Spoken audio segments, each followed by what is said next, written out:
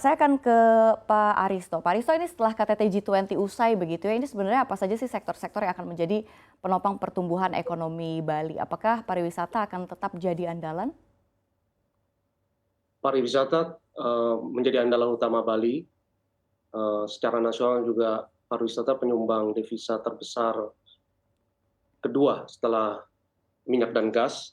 Bali punya 6 sektor unggulan selain pariwisata, tidak ada 5 sektor unggulan lain selain pariwisata, itu adalah pertanian, kelautan perikanan, industri manufaktur, UMKM, lalu ekonomi digital, ekonomi kreatif dan digital. Jadi 5 sektor utama selain pariwisata ini yang menopang perekonomian Bali yang diunggulkan oleh Pemda Bali sekarang. Baik, saya akan ke Gus Agung. Gus Agung, ini apakah menurut Anda sektor pariwisata memang sudah sepenuhnya pulih dari dampak pandemi? Untuk tahun 2022 ini kita sudah bertahap ya, tumbuh dari tahap tumbuh kurang lebih untuk tahun ini sesuai dengan prediksi kita sampai tahun ini kita akan menerima wisman itu kurang lebih 1,81 juta. Kurang lebih baru balik 31% dari baseline 2019. Dan untuk wisata domestiknya kurang lebih 51%, yaitu kurang lebih dari 10 juta wisdom lah dari baseline 2019. Jadi masih 31% Mbak dari baseline. Kita harapkan tahun depan 2023 kita sudah balik ke 50% dari baseline 2019 untuk wismannya, mancanegaranya, dan domestiknya kita harapkan 80% dari baseline 2019 sudah balik untuk wisata domestiknya. Itu Mbak. Baik, Gus Agus, ini kan akhir tahun kan biasanya menjadi salah satu berkah begitu ya bagi perekonomian Bali, di mana memang banyak wisatawan ini akan menghabiskan waktu selama periode tahun baru. Ini bagaimana kesiapan dari industri pariwisata Bali dalam memanfaatkan peluang ini?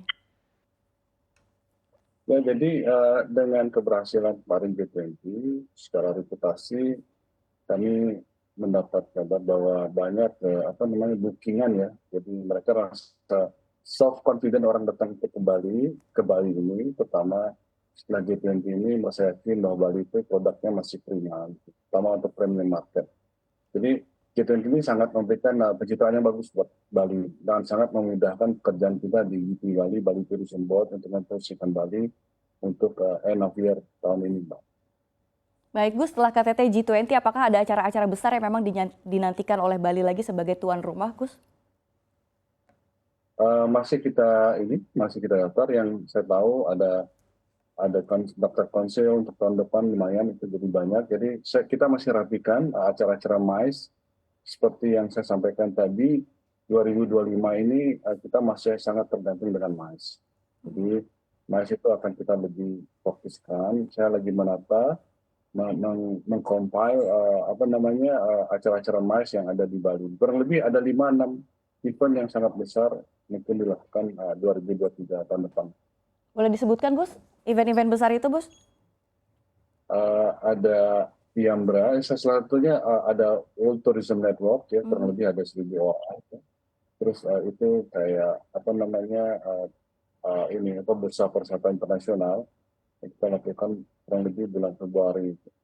Yang kedua itu yang saya tahu secara pasti itu bulan Oktober, November itu ada dokter konsul itu seluruh dunia akan dilakukan di Bali. Kurang lebih juga 1.000-1.500 orang. Itu baru 2 hal itu yang pasti confirm untuk tahun depan. Tapi yang lainnya akan mengikuti.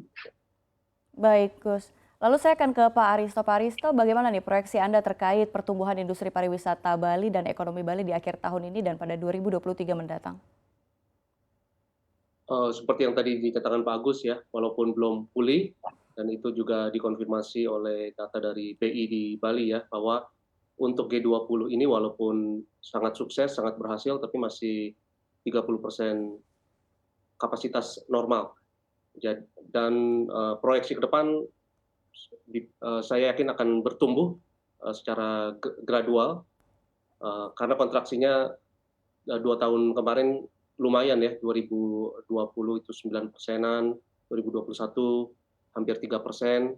Jadi pertumbuhan untuk 3,8 sampai 4,6%. 2022 kan belum memulihkan semuanya, tapi saya lihat proyeksinya menggeliat dan akan pulih